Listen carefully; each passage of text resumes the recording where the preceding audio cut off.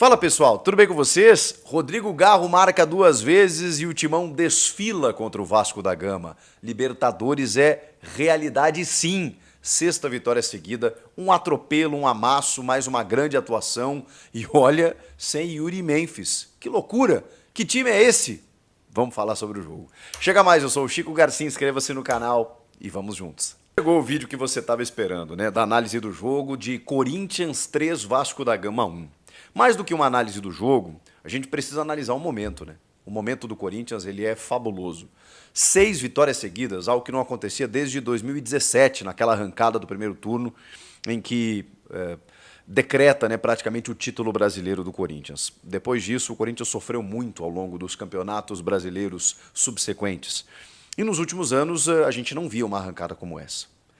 E eu sei, vai ser tema desse vídeo também, mas especialmente para os próximos, a situação de Ramon e Emiliano Dias.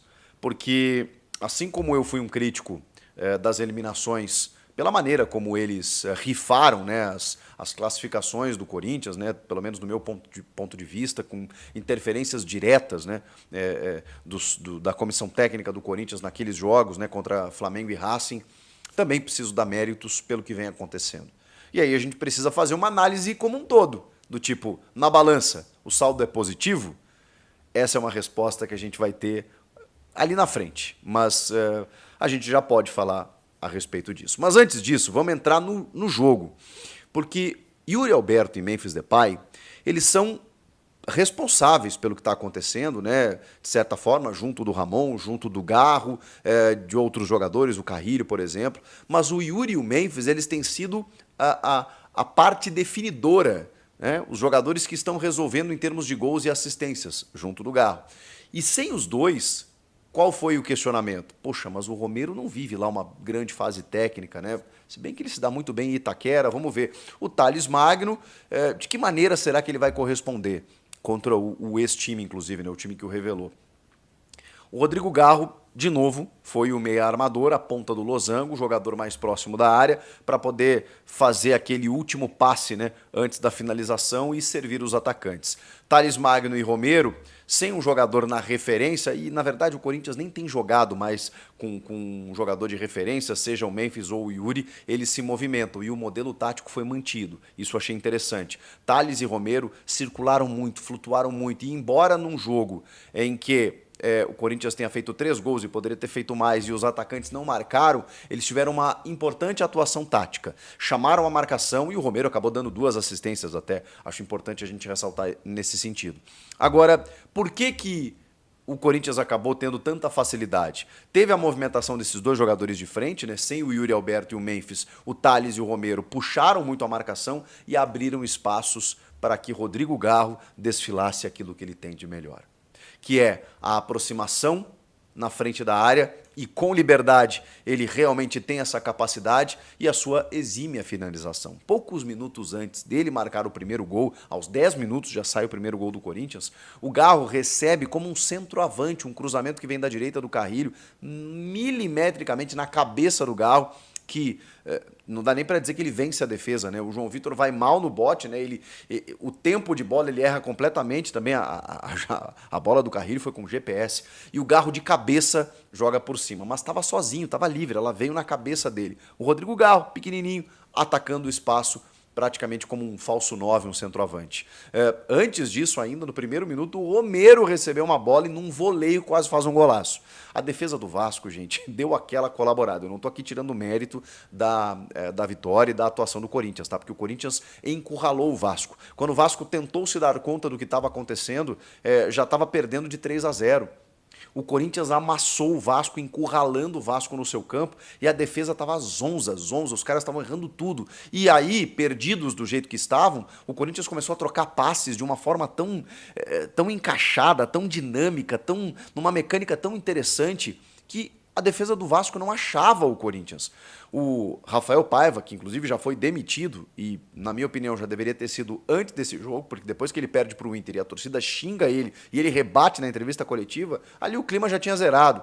Mas mantiveram ele para esse jogo e, bom, aí ele não tinha muito mais o que fazer. Com 30 minutos ele muda o time. Ele coloca mais um zagueiro, o Maicon, aquele que todo mundo conhece, né? Que já é um veterano, mas tudo bem. Ao lado do Léo e do João Vitor, ele tentou botar mais alguém ali na grande área para evitar um 6-0, um 7-0, porque tava bizarro, gente. O Corinthians fez 3 no primeiro tempo, poderia ter feito 5 ou 6 ao natural. E mesmo assim não adiantou, né? Porque a bola aérea continuou sendo um martírio. O Corinthians perdeu gols ainda com o André Ramalho no começo do segundo tempo e, no caso, né, o Gustavo Henrique acabou fazendo um dos gols do Corinthians de cabeça numa bola parada. Foi o primeiro gol do jogo. Aí depois o Garro faz o segundo e faz o terceiro em jogadas muito parecidas, né? À frente da área ele recebe e finaliza. Primeiro num canto do Léo Jardim e depois no outro canto. Nesse terceiro gol, depois de 14 passes trocados, com o Corinthians envolvendo completamente a defesa do Vasco. Então, assim, um Vasco zonzo, irregular, com muitas limitações na temporada, com técnico demissionário, tudo isso é verdade, isso é uma parte do processo da análise. A outra é que o Corinthians jogou demais. Demais. E sem 2 dos principais jogadores do time. E aí você vê que os 2 da frente, que substituíram esses 2 jogadores, foram muito bem a ponto de abrir espaço para o Rodrigo Garro, que é a outra ponta desse grande momento, é um outro grande responsável pelo que o Corinthians vive. O Garro já tinha sido importante, mesmo nos tempos difíceis com Antônio Oliveira, mesmo nos tempos difíceis de Ramon Dias, o Garro já era um cara importante. Eu acho que a sequência de jogos, com as decisões nas Copas e fazendo com que o Corinthians jogasse de 3 em 3 dias naquele momento, desgastava demais o Garro. Ele não conseguia tirar o melhor dele, porque ele sempre pifava os caras, sempre, sempre. Sempre teve essa qualidade. Ao mesmo tempo que o tempo foi passando e ele foi se adaptando cada vez mais. E aí, quando ele pega um Memphis Depay, que é um cara que muda completamente o patamar do time, potencializa o jogo do Yuri, e o Yuri se torna o artilheiro que se tornou, o Rodrigo Garro cresceu demais, porque aí ele teve à sua frente possibilidades. E quando ele pega na bola, ele percebe esses 2 jogadores movimentando, fica mais fácil de trabalhar. E o Garro, aos 26 anos, nesse momento, tem o chamado duplo-duplo, para quem é do basquete. Ele tem mais de uma dezena de gols e de assistências. Estamos falando de 12 gols e 14 assistências, 26 participações em gols do camisa 10 do Corinthians. Olha-se a 10 nos últimos tempos, né?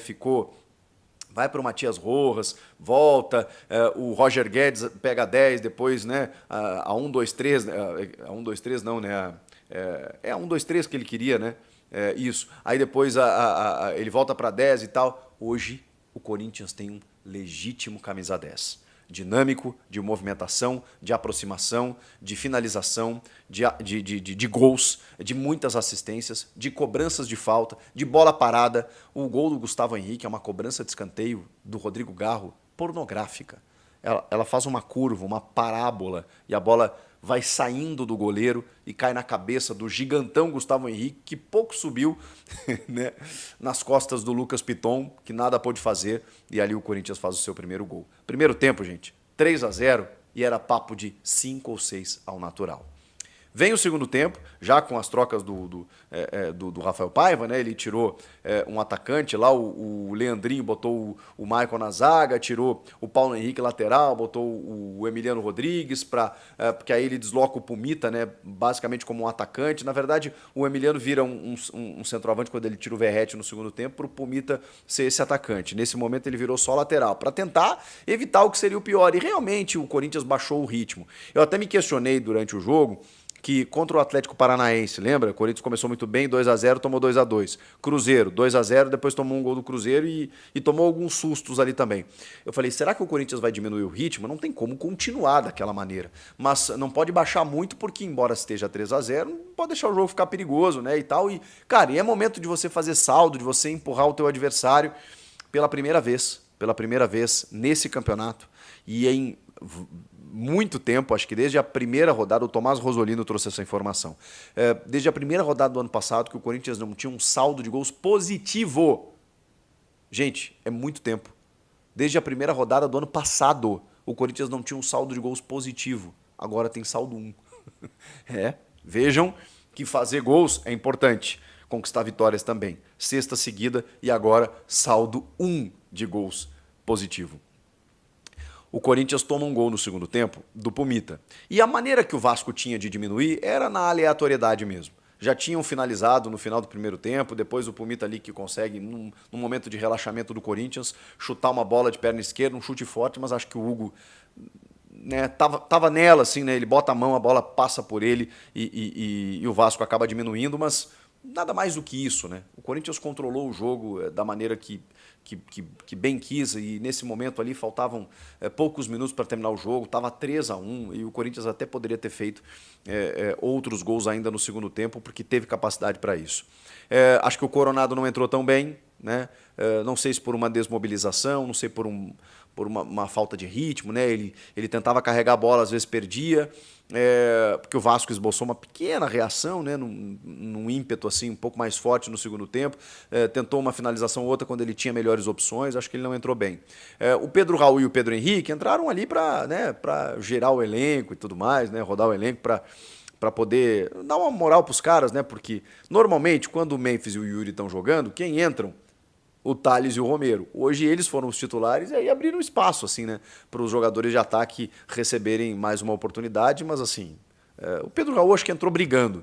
O Pedro Henrique fez uma outra jogada, assim, mais individualista, e todo mundo queria resolver, queria fazer o seu golzinho, já que o Vasco estava nas cordas, né? Agora eu preciso destacar alguns jogadores individualmente. A dupla de zaga, Gustavo Henrique e André Ramalho, embora pouco exigidos pela, enfim, insuficiência técnica do Vasco, jogaram muita bola. O André Ramalho, cara, cada vez que ele dava as passadas largas dele para sair para o jogo, e o Ranieri fazendo essa cobertura, funciona muito bem. Inclusive ele deu assistência no jogo anterior exatamente dessa maneira. Ranieri, um cara que está sendo resgatado e tem feito jogos muito corretos, muito bons nesse sentido. Um cara que protege bem a linha defensiva, voltando àqueles bons momentos do Ranieri. Um time encaixado, ele potencializa, né, as individualidades. E aí, nesse losango, você tem na direita Carrilho, na esquerda Bidon. Como é gostoso ver um meio-campo dessa maneira. Com dois jogadores construtores, com dois jogadores bola no pé, em que você não tem três volantes, você tem um volante fixo à frente da área e dois meio-campistas, armadores, construtores de jogo e o Rodrigo Garro. E o teu camisa 10. Isso desafoga o Rodrigo Garro, porque ele não precisa vir carimbar a bola no pé do Ranieri, ele não precisa ficar buscando o jogo desde a defesa, ele pode ficar mais próximo da área e esperar essa bola do Carrilho, porque o que o Carrilho faz no meio-campo, e isso é outro mérito do Ramon. Eu imaginei que esse peruano chegasse aqui como atacante, como ele foi a vida toda. Mas ele jogou por dentro com o Ramon no Al Hilal. E o Ramon indica o Carrilho para o Corinthians. O Carrilho chega e ele começa a jogar por dentro. Eu achei estranho no começo. E hoje, ele é dono do meio-campo, gente. O Garro faz aquilo que ele sabe fazer de melhor. Mas o trabalho sujo, entre aspas, o piano é carregado por esse cara. O que esse cara faz? Ele vai buscar a bola no pé do Ranieri ou do zagueiro. Ele cai pela direita para tabelar com o lateral. Ele começa a encontrar espaço, muitas vezes ele faz cruzamentos para a área ou ele faz a aproximação para dentro da área quando o Rodrigo Garro vem para receber esse passe. Ele tabela e faz inversões com o Breno Bidon e também para o lateral esquerdo lá. Ele circula ali no meio, deixando os jogadores do adversário zonzos, porque ele tem uma movimentação. E outra, sem fazer força, tá? Caminhando. O Carrilho não corre. Presta atenção. Ele, no máximo, dá uma passadinha mais larga, assim. Mas ele caminhando, ele distribui o jogo. Que jogador! E chegou sem pompa, tá? Chegou junto do Memphis. Claro, os holofotes todos no holandês. E ele aqui, posturado, quietinho. Hoje é dono do meio. O Bidon é discreto, tá? Mas o Bidon, pelo lado esquerdo, faz quase a mesma coisa. O Bidon tem uma capacidade de leitura de jogo, de se desmarcar, que quando os caras vão passar para ele, ele tá no pescocinho aqui, ó. Ele tá mapeando o jogo. Aí quando ele recebe a bola, ele já sabe o que vai fazer. Eu ainda sinto falta. Bidon, você é craque, moleque. Pisa mais na área. Tenha mais confiança para finalizar. No jogo anterior contra o Cruzeiro, ele recebeu uma bola pelo lado direito, e aí ele não sabia se ele chutava, se ele cruzava, ele quis servir o Memphis. Vai pro gol, moleque. Vai pro gol. Tu tem qualidade. Te aproxima, pisa na área, tabelamento, vai pra dentro. É o que tá faltando pro Bidon. Mas bater no peito e dizer, não, não, não, não, eu jogo bola, eu vou pra dentro, eu vou fazer gol e tal. Porque ele tá muito coletivo, e beleza. E ele tem que fazer isso mesmo. Mas se ele for pra dentro, aí esse moleque vai valer alguns milhõezinhos de euros a mais. E aí o Garro na frente desse losango aí tem só o trabalho de fazer aquilo que ele sabe fazer, que é o tapa ou finalizar pro gol. Então assim, gente, os laterais, o Bidu e o Mateuzinho, não há o que falar. Não há o que falar desses dois, cara. Pro ano que vem, beleza, acho que dá para pensar, né, em contratar jogadores em nível de titularidade para que eles se tornem opção ou disputem daqui a pouco, mas hoje, cara, são titulares absolutos. Um Corinthians consistente, com um padrão de jogo, com um jeito de jogar bem característico, um losango mais dois atacantes, laterais subindo, dois zagueiros ali bem posicionados, os laterais que descem também, o Ranieri, que é um primeiro volante que volta para a defesa. É um time, gente. Hoje o Corinthians tem um time. E aí? Pontuação de G7. Hoje temos G7. Esqueçam G8, porque pode ser G8 se o Botafogo for campeão da Libertadores, ou pode continuar G7. Então a realidade é G7. O Corinthians tem que chegar no sétimo. E chegou na pontuação. Olha que loucura. Cruzeiro é sétimo, Bahia é oitavo e o Corinthians o nono. Todos com 47 pontos. O Cruzeiro tem um jogo a menos contra o Grêmio na quarta-feira. Eu não sei de verdade o que pode acontecer nesse jogo, porque o Cruzeiro foi amassado pelo Racing na Sul-Americana, tá todo mundo meio abatido, né? O jogo é em casa, mas o Cruzeiro tem que voltar para o Brasileiro. Tem que tentar garantir essa vaga via Campeonato Brasileiro. O Grêmio tá também querendo reagir, então eu não sei o que pode acontecer. Mas o Corinthians chegou. E o Corinthians está jogando mais do que todos eles. Do que o Cruzeiro, do que o Bahia, do que o Vasco nem se fala, do que o Atlético Mineiro. 3 jogos finais. Criciúma fora, Bahia em casa, Grêmio fora. Na tendência, dá para ganhar os 3. Tá jogando mais do que todos. Esse é o Corinthians. Libertadores, Copa do Brasil e terminar o ano de uma forma muito melhor do que a gente imaginava há alguns meses atrás, algumas semanas atrás. O que vocês acharam do jogo? Comentem aqui. Inscreva-se no canal. Eu volto na próxima. Tchau! Se inscreva no canal, deixa seu like e ative as notificações. Logo, logo tem mais notícias do Corinthians.